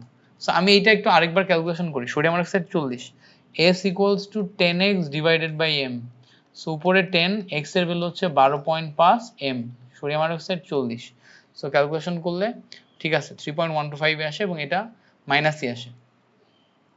সো এই জায়গাতে স্কেলের ভ্যালু তুমি ভালো করে খেয়াল করলে দেখবা আমাদের স্কেলের ভ্যালু কিন্তু হচ্ছে ইয়া থেকে বেশি হয়ে যাচ্ছে। 47 নম্বরে একটা প্রবলেম ফেস করতেছো, দেখো এটার ভ্যালু কিন্তু হচ্ছে আমাদের PH plus POH equals to হচ্ছে 14। সো এই জায়গা থেকে যখন আমরা PH বের করতে যাচ্ছি, তখন 14 মাইনাস POH হচ্ছে, অলরেডি আমাদের মাইনাস আছে, সো 14 মাইনাস অফ মাইনাস মানে প্লাস, 0.494 করলে 14.4 হয়ে যাচ্ছে বা 14.4। তো এইটা কি উত্তর হবে? উত্তর হচ্ছে না। যখনই আমাদের ঘনমাত্রার ভ্যালু এরকম অনেক এক্সট্রা চলে আসবে, হ্যাঁ, ঘনমাত্রার ভ্যালু যখন আমাদের এক্সট্রা চলে আসবে, তখন আমাদের যেটা করা লাগবে সেটা হচ্ছে পানির ঘনমাত্রা গুণ যোগ করতে হবে। সো সিম্পল জিনিসটা দেখো, আমরা S equals to 10x divided by m করলাম। So 10x divided by m করলে এখান থেকে আমরা পাইলাম হচ্ছে 3.125 মোলারিটি। এই ঘনমাত্রাটা অনেক বেশি ঘন না? সো এখন এত বেশি ঘন হলে এর ভিতরে আমাদের কি করতে হবে বলতো? বাইরে থেকে পানি দিয়ে হালকা করতে হবে। বাইরে থেকে পানি দিয়ে কি করতে হবে? হালকা করতে হবে। বাইরে থেকে পানি দিলে 3.125 পানির যেই ঘনমাত্রা সেটা হচ্ছে 10⁻⁻7। সো এখন আমরা POH ইকুয়ালস টু কি লিখতে পারি? Minus log of 3.125 plus 10⁻⁷। ঠিক আছে, এটা একটু অ্যাডভান্স ম্যাথ। সো এইটা এবার তুমি কি করবা? মাইনাস লগে দিবা 3.125 ইন্টু না প্লাস 10⁻⁷ দিলে এখান থেকে তুমি হচ্ছে একটা ভ্যালু পাবা। সো এখান থেকে যেই ভ্যালুটা পাবা সেটা দিয়ে ক্যালকুলেশন করলে তাই তোমার হচ্ছে 13.17 আসবে। কোনটা আসবে? 13.17। So that's it. এরপরে আমরা পরবর্তী এমসিকিউটা যাই। পরবর্তী এমসিকিউটা যেমন খুব সিম্পল বলছে 1% সোডিয়াম হাইড্রোক্সাইড, এইটার ক্ষেত্রে পিএইচ বলছে। সো 1% মানে কি? S ইকুয়ালস টু আবার আমরা 10x ডিভাইডেড বাই m করব। সো উপরে 10, x এর ভ্যালু 1%, সো 1 ডিভাইডেড বাই m মানে কত 40। সো একটা একটা কাটাকাটি করলে 1/4 মানে কত 0.125 ই আসে, তাই না? 1/4 এর ভ্যালু কত 0.25 আই গেস। 1 ডিভাইডেড বাই 4 0.25, 125 না 0.25 মোলারিটি। এবার 0.25 মোলারিটি যখন আসবে তখন এখান থেকে POH এর ভ্যালু কত আসবে? POH মাইনাস লগ অফ কত বলতো 0.25 এটা। সো মাইনাস লগ অফ 0.25 যদি করো সেখান থেকে আমাদের POH এর ভ্যালু আসতেছে 0.6। সো PH এর ভ্যালু কত আসবে 14 মাইনাস 0.6 তার মানে কত আসছে 13.4। সো 13.4 ঘ নাম্বার হচ্ছে আমাদের এখান থেকে কারেক্ট অ্যান্সার।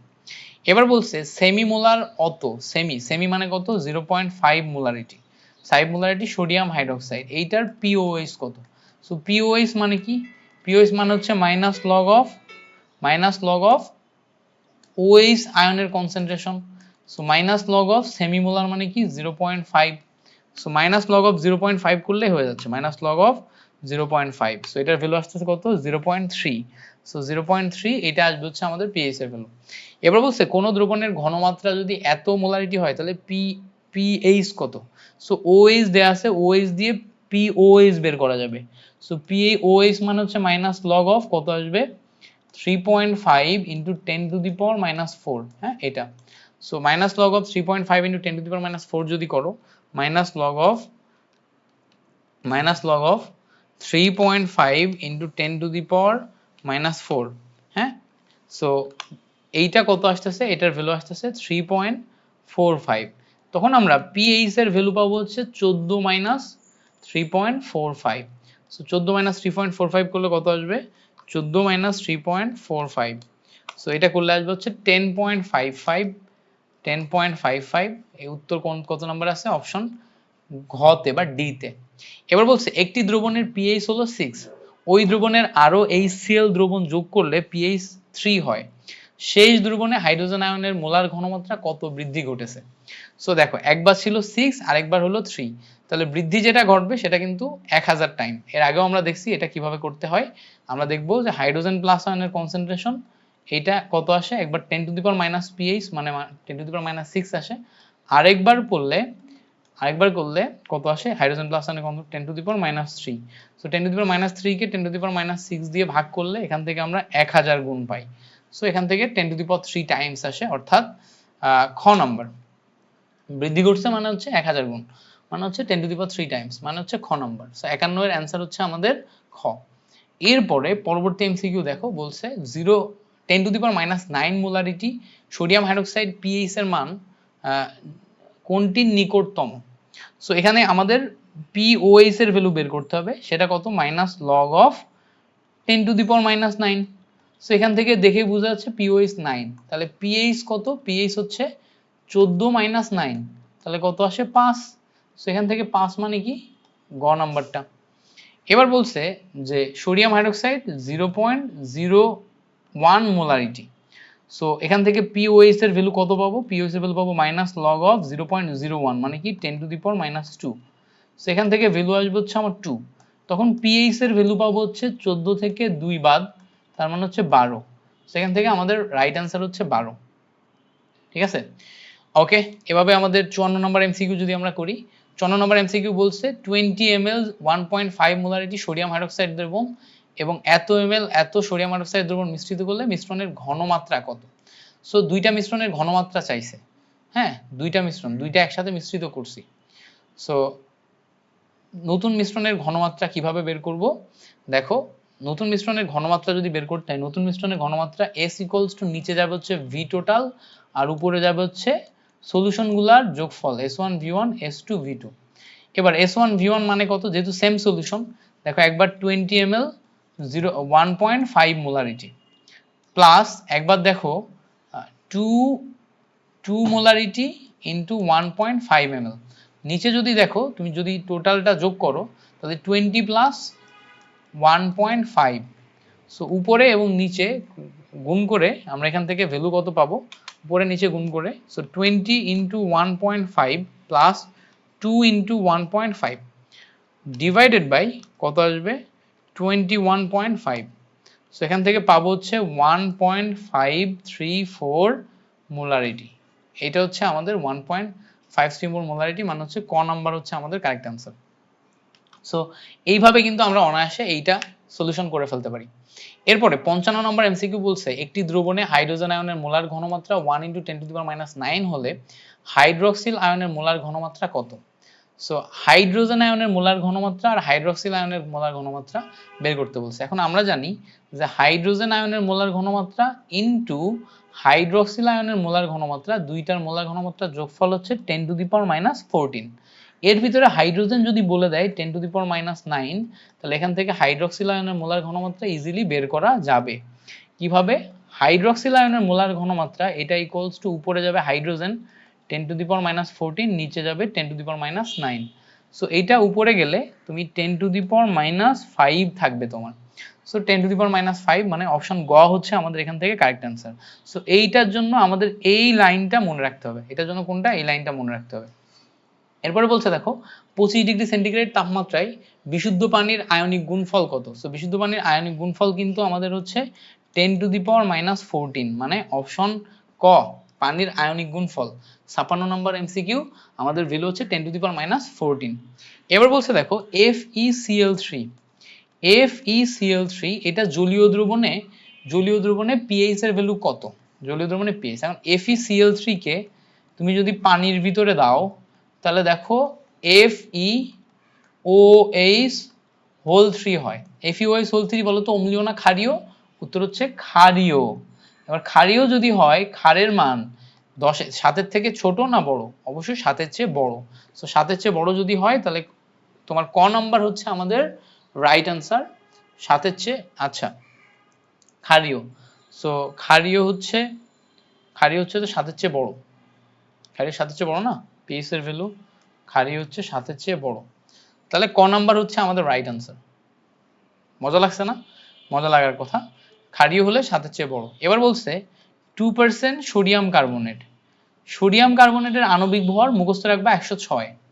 2% মানে কি? S = 10x / m। সো মনে রাখবা উপরে 10 × 2%, 2 দিব, ডিভাইডেড বাই m, m মানে হচ্ছে 106। ঠিক আছে? সো উপরে যাবে 20 / 106, 20 / 106। সো 20 / 106 এটা করলে আমাদের ঘনমাত্রা আসে হচ্ছে 0.188 মোলারিটি। এবারটা pH এর ভ্যালু দেখো আমরা কিভাবে বের করব, যেহেতু এটা ক্ষার। So minus log of POH পাবো আমরা এখানে, মাইনাস লগ অফ এই হাইড্রোক্সিল আয়নের ঘনমাত্রা। সো 0.188। সো আমরা এখান থেকে বের করব মাইনাস লগ অফ এটা। সো এখান থেকে আমাদের ভ্যালু আসে হচ্ছে 0.72। সো এবার POH থেকে pH এর যদি ভ্যালু বের করি তাহলে 14 - 0.72 যদি করো তাহলে 13.2 টাইপের কিছু একটা আসতেছে। সো 13.2 বা 3। সো এই যে 13.3 যে ভ্যালুটা আছে 58 নম্বরের ক নম্বর, that will be the correct answer. এবারটা খুব ইন্টারেস্টিং একটা এমসিকিউ বারবার আমাদের দিয়ে দেয় 59 নম্বরে, বই থেকে একদম হুবহুব দেয়। বলছে মানুষের রক্তের pH রেঞ্জ কত? মানুষের রক্তের pH রেঞ্জ এটা তোমার পারা উচিত। বলো কত? 7.35 থেকে 7.45 এটা হচ্ছে মানুষের রক্তের pH রেঞ্জ। 7.35 থেকে 7.45 এটা হচ্ছে মানুষের রক্তের pH রেঞ্জ। এরপর বলছে দেখো মানুষের রক্তের স্বাভাবিক pH কত? মানুষের রক্তের স্বাভাবিক pH হচ্ছে আমাদের 7.4 মাথায় রাখবা। এবার বলছে মানুষের রক্তের pH 7.45 হলে 7.4 এর চেয়ে একটু বেশি রোগটির নাম কি? মানে 7.4 এর চেয়ে একটু বেশি যদি আমাদের হয় তখন আমাদের যেই রোগটা হয় এটাকে বলা হচ্ছে অ্যালকালাইসিস। এবার কেন অ্যালকালাইসিস? সিম্পল দেখো 7.4 মানে অলরেডি একটু ক্ষারীয়, রক্ত একটু ক্ষারীয়, অম্লীয় কিন্তু না, রক্ত একটু ক্ষারীয়। এখন 7.45 মানে কি? 0.05 পরিমাণ ক্ষারের দিকে বেড়ে গেছে। pH বাড়ছে মানে ক্ষারের দিকে বাড়ছে, তাহলে কি? ক্ষারের দিকে বাড়লে সেটা হচ্ছে অ্যালকালাইন থেকে অ্যালকালাইসিস হয়। তাহলে এখানে যে রোগটা হয় রোগটার নাম আমরা বলতে পারি অ্যালকালিসিস। ওকে। এবার বলছে জীবতাত্ত্বিক pH রেঞ্জ কোনটি? জীবতাত্ত্বিক pH রেঞ্জ কি সব আজব আজব প্রশ্ন। সো জীবতাত্ত্বিক pH রেঞ্জ হচ্ছে 6.9 থেকে 7.4। হ্যাঁ, বই থেকে হুবহু তোলা একটা কোশ্চেন, বাট যেহেতু বই থেকে হুবহু তোলা তোমাদের চলে আসতে পারে, সাবধানে থাকবা, এই ধরনের এমসিকিউ গুলা ভুল করা যাবে না। ওকে, সো আমরা এবার একটু কষ্ট করে পরের এমসিকিউ যাই। বলছে মানুষের চোখের পানির পিএইচ কোনটি? এটা খুবই ইম্পর্টেন্ট, বারবার আসতে দেখা যায়। মানুষের চোখের পানির পিএইচ হচ্ছে 4.8 থেকে 7.5। এটা আমাদের মনে রাখতে হবে। এবারটা পরবর্তী এমসিকিউ যেটা আছে বলে দিছে যে পাকস্থলীর পাচক রসের পিএইচ দেয়া আছে কত? 4.74। হাইড্রোজেন আয়নের ঘনমাত্রা কত? এখন হাইড্রোজেন আয়নের ঘনমাত্রা এইটার ভ্যালু বের করার সিস্টেম হচ্ছে 10 to the power minus pH. So কি আসবে? 10 to the power minus 4.74। So 10 to the power minus 4.74 হলে কত আসে? 10 to the power minus 4.74। So এটার ভ্যালু আসে হচ্ছে আমাদের 0.123/418 মোলারিটি। এটা আসলে হচ্ছে আমাদের ভ্যালু। সো এটা আসলে হচ্ছে ঘ নাম্বার আসলে হচ্ছে কারেক্ট অ্যান্সার। এবার বলছে মাটিতে, অম্লীয় মাটিতে পিএইচ বৃদ্ধির জন্য নিচের কোন রাসায়নিক পদার্থ ব্যবহার করা হয়? সো অম্লীয় মাটিতে পিএইচ বৃদ্ধির জন্য আমরা চুন বা ডলোমাইট এগুলো ব্যবহার করি। অম্লীয় মাটিতে যখন আমাদের পিএইচ বাড়ানোর প্রয়োজন পড়ে তখন আমরা চুন বা ডলোমাইট এই টাইপের জিনিসপত্রগুলা ব্যবহার করি, ঠিক আছে? এবার বলছে দেখো মাটির পিএইচ মান কমানোর জন্য কোনটি ব্যবহৃত হয়? সো এখন আমাদের মাটির পিএইচ কিন্তু বাড়াতে হবে না, কমাতে হবে।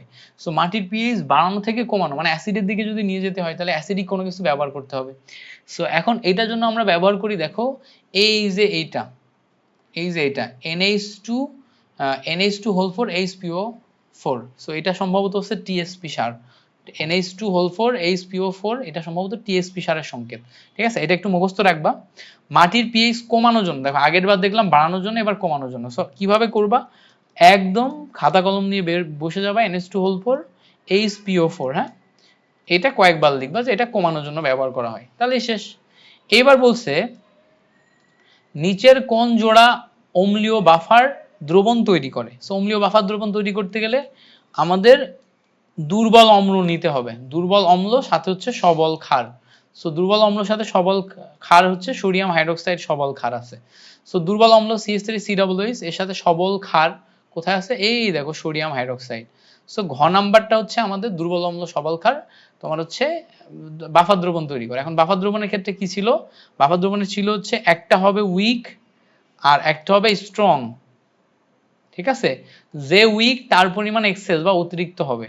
সো দেখো যদি আমরা উইক একটা নিই, অ্যাসিড নিই, তাহলে স্ট্রং বেজ নিতে হবে এবং উইক অ্যাসিড যেটা হবে তার পরিমাণ নিতে হবে বেশি, পরিমাণে অনেক বেশি হতে হবে, তাহলে আমরা বাফার দ্রবণ তৈরি করতে পারবো। সো বাফার দ্রবণ নিয়ে যদি কারো কনফিউশন থাকে আমার বাফার দ্রবণের শর্ট ভিডিও আছে বেশ কয়েকটা, দেখতে পারো, দেখলে তোমাদের বাফার দ্রবণ রিলেটেড যাবতীয় প্যাস গোজ এমসিকিউ সব ক্লিয়ার হয়ে যাবে। এবার বলছে নিচের কোনটি দিয়ে ক্ষারীয় বাফার দ্রবণ প্রস্তুত করা যায়? সো ক্ষারীয় বাফার দ্রবণ মানে হচ্ছে উইক ক্ষার থাকবে, সো অ্যামোনিয়াম হাইড্রোক্সাইড উইক ক্ষার থাকবে, এর সাথে একটা স্ট্রং অ্যাসিড যেমন HCl নেওয়া যেতে পারে। সো অ্যামোনিয়াম হাইড্রোক্সাইডের সাথে HCl যদি আমরা একটু দেখার চেষ্টা করি কোথাও কি আছে? নাই। তাহলে এই দুইটা বিক্রিয়া করে যখন আমরা বাফার দ্রবণ থেকে বাফার সলিউশন তৈরি করে ফেলবো তখন অ্যামোনিয়াম হাইড্রোক্সাইড প্লাস অ্যামোনিয়াম ক্লোরাইডের সলিউশন তৈরি হবে। সো এইটাই হচ্ছে তখন আমাদের ক্ষারীয় বাফার। সো দেখো অ্যামোনিয়াম হাইড্রোক্সাইডের সাথে অ্যামোনিয়াম ক্লোরাইড, এটা হচ্ছে আমাদের ক্ষারীয় বাফার। সেটা কত? সেটা হচ্ছে 68 নাম্বার। এটার বেসিকটা আমার খুব তোমাদের শেখাইতে ইচ্ছা করতেছে, কিন্তু হচ্ছে আই গেস তোমরা বেসিকটা জানো, এই জন্য আমি বেসিকে আর খুব বেশি নজর দিচ্ছি না, আবার গোড়া থেকে পড়াচ্ছি না, জাস্ট দেখাই চলে যাচ্ছি। এবার বলছে দেখো মানুষের রক্তে কোন ধরনের বাফার থাকে? সো মানুষের রক্তে 3 ধরনের বাফার থাকে, এটা হচ্ছে bicarbonate buffer, protein buffer, phosphate buffer. So আমরা এখন কোন বাফারটা নিব? আমরা হচ্ছে দেখা যাচ্ছে যে এই জায়গায় যে বাফারগুলো আছে এর ভিতরে কোনটা মানুষের রক্তে আছে সেটা একটু আইডেন্টিফাই করব। সো আমাদের এখানে হচ্ছে বাইকার্বনেট বাফারটা মানুষের রক্তে আছে। সো কার্বনেট যে অ্যাসিডটা সেটা হচ্ছে HCO3, এটা হচ্ছে কার্বনেট। এখন এর সাথে যদি আমরা বাইকার্বনেট নিই তাহলে NaHCO3 এটা আসে। সো এই যে HCO3 এবং NaHCO3 এই দুইটা মিলে যে বাফারটা তৈরি করে এটাকে বলা হচ্ছে বাইকার্বনেট বাফার। সো এটা একটু মুখস্থ করবা, বারবার লিখে মুখস্থ করবা যাতে তোমাদের ভুল না হয়। এরপরে বলছে কোন বাফার দ্রবণের সম ঘনমাত্রায় X- এবং HX আছে। HX এর K হচ্ছে 10 টু দি পাওয়ার -8 হলে তোমার বাফার দ্রবণের পিএইচ কত? এখন সম ঘনমাত্রায় একটা হচ্ছে সল্ট আর একটা হচ্ছে তোমার অ্যাসিড আছে, অ্যাসিড এবং সল্ট এটা আছে। সো যদি অ্যাসিড এবং সল্ট সমঘনমাত্রায় থাকে তাহলে আমরা জানি হ্যান্ডারসন-হাসেলবার্গ ইকুয়েশন অনুসারে pH equals to pKa plus log উপরে যায় হচ্ছে n অফ সল্ট আর নিচে যায় হচ্ছে n অফ অ্যাসিড। সো যেহেতু সমঘনমাত্রায় আছে সো মোল সংখ্যা সমান হবে। সো সমান হলে এখানে pKa থাকবে, এবার লগের নিচে 1/1 মানে এই জায়গা থেকে লগ 0 আসবে, সো pKa আসবে। এখন k এর ভ্যালু থেকে pk এর ভ্যালু, তাহলে pH ইকুয়ালস টু আমাদের ভ্যালু আসলো pKa। pKa মানে হচ্ছে minus log of Ka, so minus log of K মানে হচ্ছে 10 টু দি পাওয়ার মাইনাস কত আসবে বলো তো 8। সো -8 যদি সামনে আসে মাইনাস অফ -8 মানে আমাদের ভ্যালু আসে হচ্ছে 8। সো ভ্যালু যদি 8 আসে তাহলে খ নাম্বার আসে হচ্ছে আমাদের কারেক্ট আনসার। 71 নম্বর এমসিকিউ বলছে দেখো অম্লীয় বাফার দ্রবণে pH নির্ণয়ের সমীকরণ কোনটা। সো অম্লীয় বাফার দ্রবণে কি আসে, pH equals to pKa plus log উপরে যায় সল্টের কনসেন্ট্রেশন বা লবণের কনসেন্ট্রেশন, নিচে হচ্ছে অ্যাসিডের কনসেন্ট্রেশন বা অম্লের কনসেন্ট্রেশন। সো এটা যদি দেখো তাহলে pH ইকুয়ালস টু pK লবণ বা অ্যাসিড, এটা হচ্ছে ক নাম্বারটা কারেক্ট আনসার।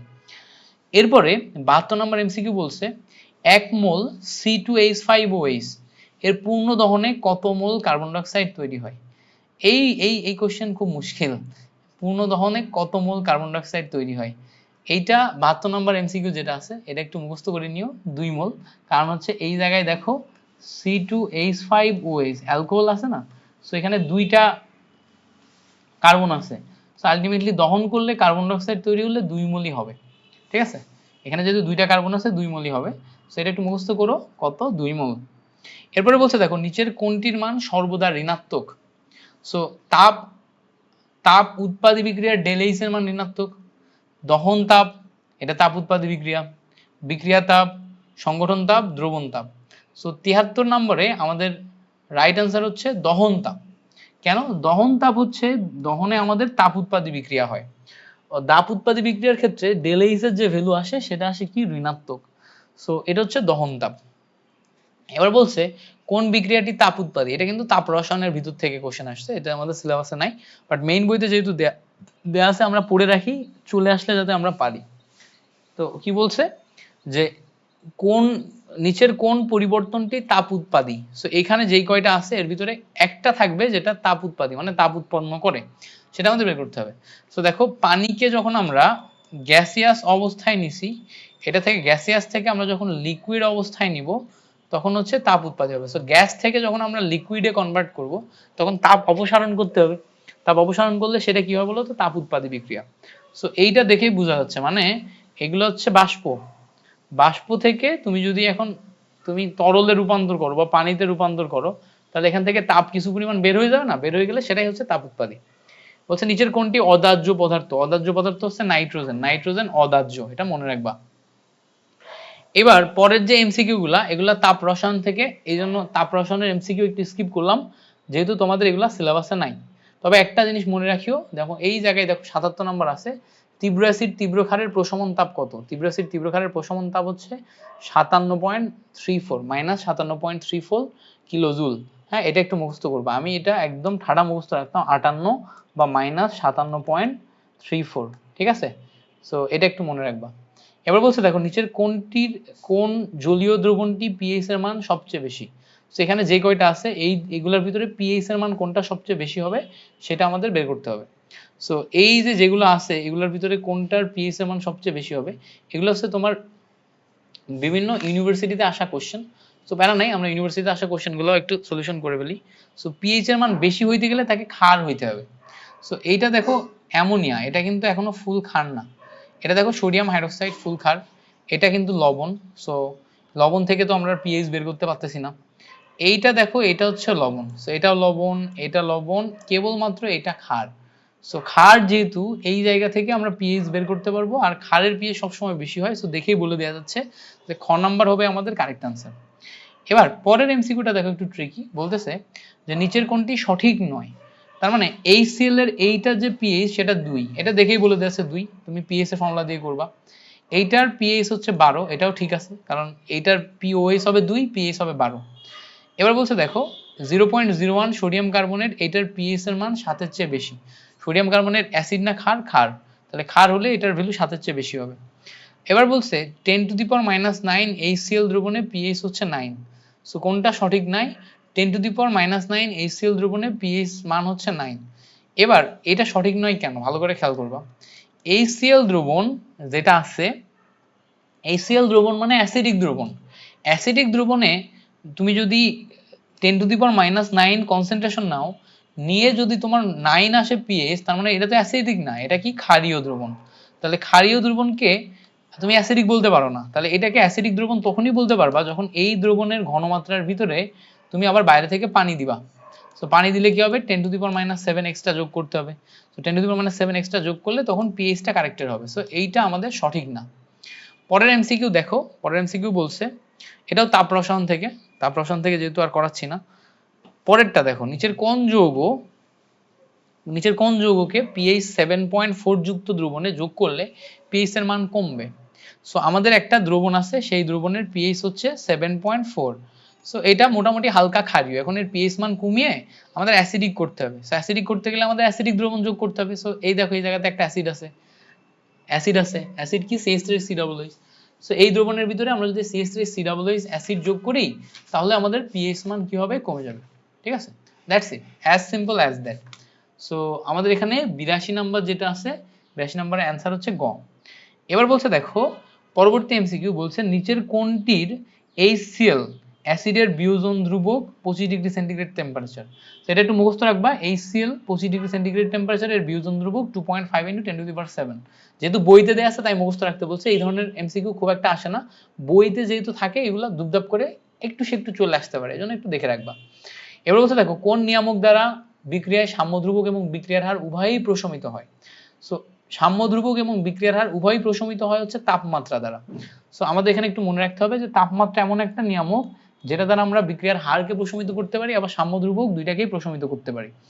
এবার বলছে দেখো, দুর্বল অ্যাসিড, এটাও তাপ রসায়নে, দুর্বল অ্যাসিড H6 এবং সোডিয়াম হাইড্রোক্সাইড বিক্রিয়ায় H6 এবং সোডিয়াম হাইড্রোক্সাইড বিক্রিয়া করে এত তৈরি করে। এবার দেখো, একটা আমাদের দুর্বল অ্যাসিড আর সবল ক্ষার। সো সবল ক্ষার যেহেতু, তাহলে pH এর মান অবশ্যই 7-এর চেয়ে বেশি হবে। তাহলে 7-এর চেয়ে বেশি ভ্যালু একটাই আছে, 8.5। সো আমাদের এটার ভ্যালু আসবে হচ্ছে কত বলো তো, 8.5। বুঝছো আমার কথাটা? এইটা দুর্বল আর এইটা সবল। সো তাহলে বিক্রিয়া শেষে আমাদের তো সবলই হবে দ্রবণটা।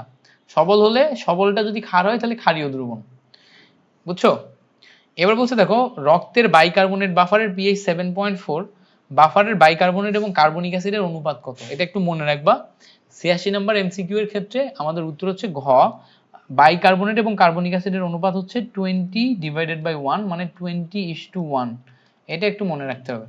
এবার বলছে দেখো, মানুষের দেহের রক্তে কোন বাফারটি pH নিয়ন্ত্রণ করে না। সো আমাদের মানুষের দেহে 3 ধরনের বাফার থাকে, যেমন ফসফেট, বাইকার্বনেট এবং প্রোটিন। তিনটাই pH নিয়ন্ত্রণ করে। তাহলে অ্যাসিটেট বাফার যেটার কথা বলা আছে, এইটা pH নিয়ন্ত্রণ করে না। তো অ্যাসিডেট বাফার pH নিয়ন্ত্রণ করে না, বাকি তিনটা করে। এবার বলছে দেখো, কোন দ্রবণের pH দেয়া আছে 8.75। দ্রবণের ঘনমাত্রা কত? সো ঘনমাত্রা বের করার ফর্মুলা শর্টকাটে কি শিখাইছিলাম, 10⁻⁻ pH। সো 10⁻⁻ pH মানে কত, 8.45। সো 10⁻⁻ pH মানে কি, 10⁻⁻8.45 এটা আসবে। এবার বলছে কোনটি জলীয় দ্রবণের হাইড্রোনিয়াম আয়নের ঘনমাত্রা সর্বাধিক।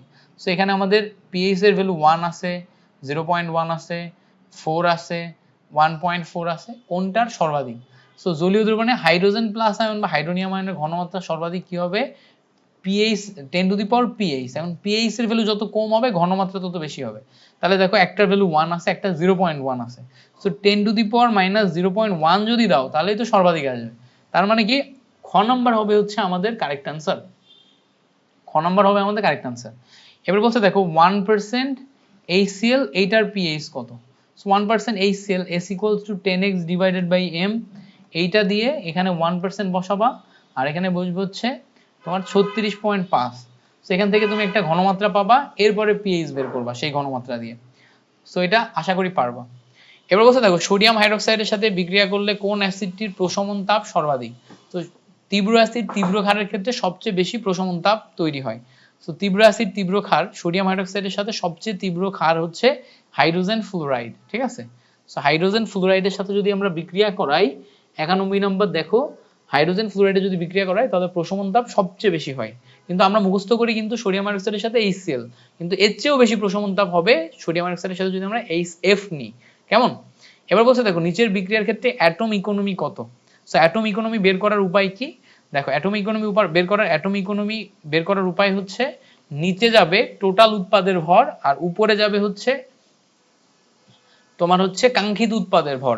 তো টোটাল উৎপাদের ভর যদি বের করি, দেখো পানির ভর হচ্ছে কত 18, আর এই যে যৌগটা আছে এই যৌগের ভিতরে কার্বনের 12, কিন্তু কার্বন সংখ্যা কত 1টা 2টা 4টা, সো 4টা কার্বন।